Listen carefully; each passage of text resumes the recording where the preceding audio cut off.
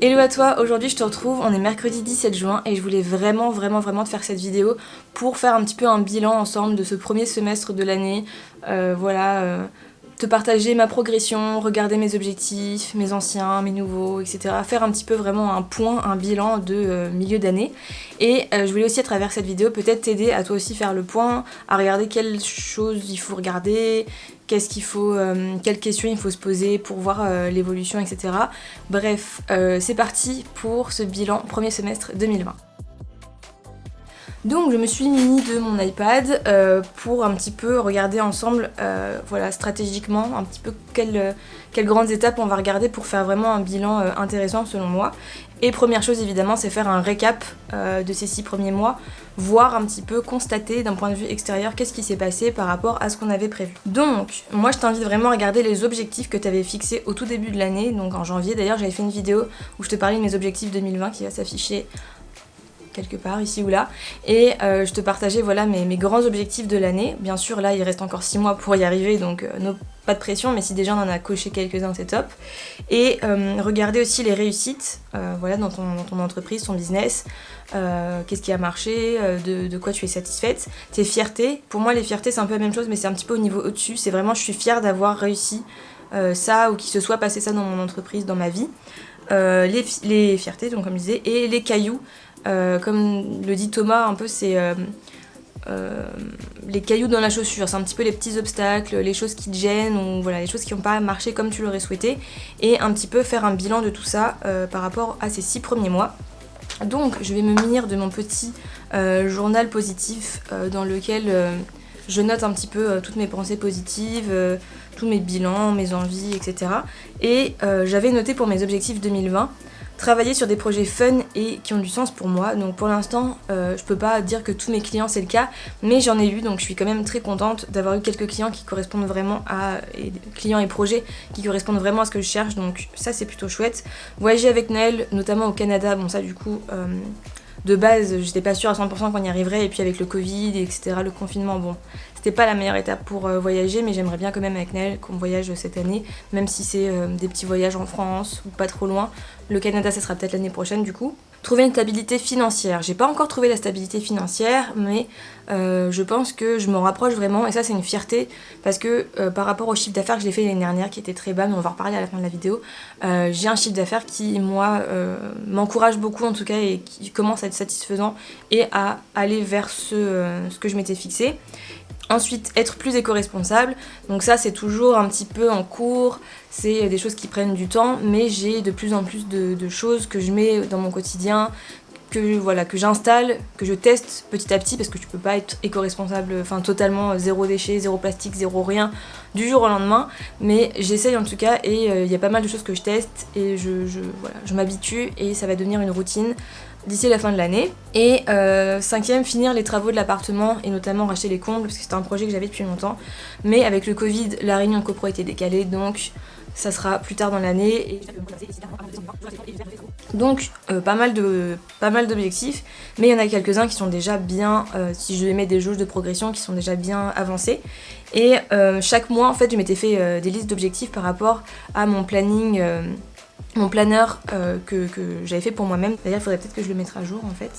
Bref, donc en fait chaque mois voilà je me mettais des objectifs et je me mettais un récapitulatif du mois à la fin, avec justement les fiertés, les cailloux, etc. tout listé par rapport au business, au développement perso, à la vie personnelle, etc. Donc il y a des choses où je me suis fait une petite liste, et j'ai mis les objectifs à gauche et ce que j'avais réussi à droite, et on voit vraiment une progression, et il y a des cases que j'ai cochées, donc je suis vraiment très contente, mais je vais t'en parler par la suite. Donc dans cette première étape, on va lister tout ça, les objectifs, les cailloux, les fiertés, et on va aussi constater la progression, parce que c'est vraiment, je pense, hyper important, surtout quand on a une entreprise, quand on est indépendant, etc.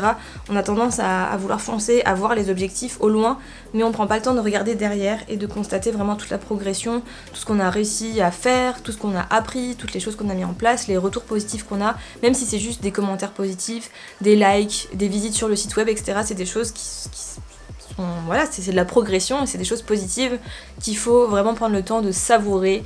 Et voilà, personnellement, parfois je me dis ouais c'est cool quand même, t'as réussi à faire ça, et et t'as 24 ans quoi, donc enfin et voilà, t'as réussi à créer tout ça en pas non plus bon, pas en peu de temps non plus, hein, mais t'as réussi à faire ça déjà, c'est incroyable de gérer un business les gars, c'est ouf, donc bref. Vraiment, voilà, se féliciter pour les réussites qu'on a listées, voilà, je sais pas, se faire un petit plaisir, s'acheter un petit truc qui nous fait plaisir, voilà, je sais pas, prendre une soirée pour soi, un week-end en amoureux ou tout seul, ou peu importe, et vraiment observer et constater le chemin parcouru et se dire ok, j'ai réussi à faire ça, tout est possible. Et ensuite on va regarder un petit peu les trucs moins positifs, donc les fameux cailloux, essayer de les analyser, de regarder ok, bah ça pourquoi j'ai pas réussi, essayer de comprendre comment améliorer tout ça, mais ça on va le voir plus en détail après. Mais par rapport aux cailloux que je m'étais noté, est-ce que j'ai noté des cailloux? Par exemple, le caillou que je peux avoir principalement, c'est je m'étais mis des objectifs de chiffre d'affaires. Évidemment que le Covid, bah il y a eu des phases où je l'ai vu. Au début ça allait, et puis quand c'était vraiment en plein milieu de la phase du confinement, j'ai vu qu'il y avait des baisses, il y avait moins de demandes. C'était plus compliqué et dès que c'était fini, ça a réaugmenté. Là j'ai pas mal de projets, etc. Donc c'était un caillou, et là maintenant il faut réfléchir à l'étape d'après qui est donc l'étape 2, qui est pour moi un petit peu mettre à jour, faire le point et réfléchir à comment on va adapter tout ça. Donc pour faire le point, on va vraiment se dire qu'est-ce que je garde par rapport aux objectifs, est-ce qu'il y a des objectifs qui sont au final plus trop en accord avec ce que je veux. Bon moi par exemple, bon, ils sont tous, je vais tous les garder, mais peut-être qu'il y a des objectifs que vous étiez notés, au final vous vous rendez compte que c'est plus en accord, c'est plus ce que vous voulez, ou ils sont pas réalisables, ou c'est trop compliqué, etc. Donc on va les trier, comme ça on va trier les objectifs. Regardez aussi les stratégies qu'on a mis en place, qu'est-ce qu'on garde pas, les routines, peut-être que votre routine du matin ne vous plaît plus, vous voulez un petit peu la modifier, la mettre à jour. Qu'est-ce que je pourrais vous donner comme exemple par rapport à moi ? Bah, le matin, clairement, en fait, j'essaye de trouver encore ma routine parfaite. Je m'étais dit, je vais faire du sport tous les matins. Impossible. Même 2 fois par semaine, là, c'est mon objectif. Mais au final, bah, c'est dur de se motiver le matin. J'ai la tête, voilà. J'arrive pas à me réveiller, j'ai du mal, j'ai besoin de mon thé, j'ai besoin de prendre mon temps. De faire des trucs qui sont pas trop actifs justement, donc peut-être que je vais essayer de faire du sport plutôt le week-end ou le soir et essayer de trouver comme ça une autre routine. Les stratégies aussi, la newsletter, je me rends compte que c'est quelque chose que voilà, je m'investis pas assez, pareil pour le blog, et je vais essayer de trouver une nouvelle stratégie par rapport à toute ma création de contenu, parce que je crée quand même énormément de contenu entre Instagram, YouTube, le blog, la newsletter, les machins. Je sais qu'il faut que je fasse un tri sur tout ça, je suis en train d'y réfléchir, mais voilà, c'est des choses, voilà, essayer de prendre point par point et de se dire est-ce que je le garde un peu à la Marie Kondo, est-ce que ça me sert, est-ce que j'ai des résultats, sinon comment je l'adapte, etc., etc. Voilà, donc ça c'était un petit peu la partie, voilà, comment on réfléchit à tout ça, mais maintenant je voulais vraiment faire un petit peu un bilan concret et te parler de choses vraiment par rapport à mon entreprise et qui vont peut-être t'aider toi aussi, mais je pense que c'est intéressant quand tu fais un bilan de regarder les chiffres, c'est quelque chose que je fais pas assez clairement, mais voilà, peut-être tous les mois, essaye si tu peux de regarder tous les chiffres liés à toute ton entreprise, tes chiffres, bien sûr chiffre d'affaires, charges, etc. Mais aussi toute la partie chiffres, site web, réseaux sociaux, abonnements, je sais pas, les sondages que tu as fait, etc. Tout ce genre de choses, il faut regarder et analyser, comparer, etc. Je le fais pas trop, je t'avoue, parce que je suis pas une grande fan des tableaux, des chiffres et tout, mais je vais commencer à le faire et je pense que ça va vraiment m'aider à regarder, voilà, je sais pas quel contenu a marché, quel newsletter a été beaucoup lu, ou voilà, ce genre de choses, hyper important. Donc d'abord, je vais te faire un petit point par rapport à mon chiffre d'affaires et après plutôt à la partie mentale, mindset, etc. Pour le chiffre d'affaires. Alors, le chiffre d'affaires a été en constante progression pendant les 6 mois, vraiment. J'ai commencé l'année avec moins de 500 € de CA, un truc comme ça, ou moins de... ouais, un truc comme ça. Et plus on avançait, plus ça a progressé. Là, je te montre par exemple Freebie, on voit que c'est en augmentation. J'aime beaucoup regarder ça, je t'avoue, ça me fait très très plaisir. Et une grande victoire pour moi, c'est que j'ai pu enfin prendre dans ce chiffre d'affaires pour payer mon crédit immobilier, mon loyer, parce que je vois ça comme un loyer, mais mon crédit immobilier pour...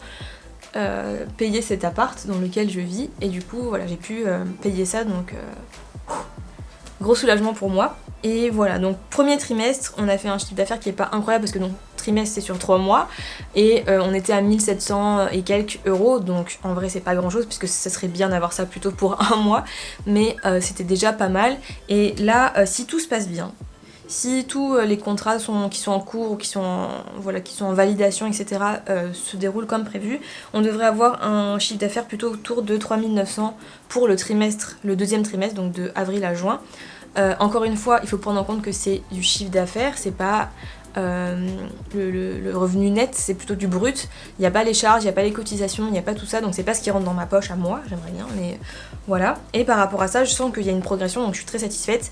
Et l'objectif, ça va être vraiment de trouver une stabilité et trouver peut-être une offre à mettre mensuellement ou voilà, vendre des produits, enfin relancer les produits digitaux ou trouver voilà une façon de pas avoir des prestations en one shot, parce que bien sûr le freelancing c'est un peu ça, surtout pour moi, parce qu'une identité visuelle, a priori une entreprise elle va pas revenir tous les mois pour avoir une identité visuelle, mais c'est de réfléchir à justement comment trouver quelque chose de régulier, de mensuel, etc.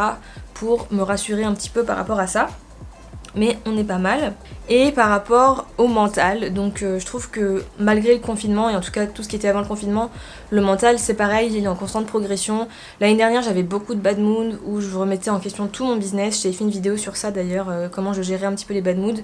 Et là cette année ça va beaucoup mieux, j'ai fait énormément de rencontres parce que je me suis un petit peu forcée, enfin pas forcée, mais je me suis dit allez, soit on se motive, là on va faire des cafés freelance, des cafés coworking, aller à des conférences, des événements entrepreneuriaux, et ça m'a vraiment fait faire de super belles rencontres, découvrir d'autres personnes qui partagent ce mode de vie, qui comprennent un petit peu les doutes que j'ai, et voilà, c'est vraiment trop cool, des amitiés qui sont créées, etc. Donc voilà, j'ai eu des projets top, notamment le projet Loki, Moloma, etc. Enfin plein d'entreprises qui sont justement en accord avec mes valeurs, qui ont été des projets super fun à faire, donc je suis trop contente aussi par rapport à ça. Et l'objectif c'est que le deuxième semestre ça se passe pareil.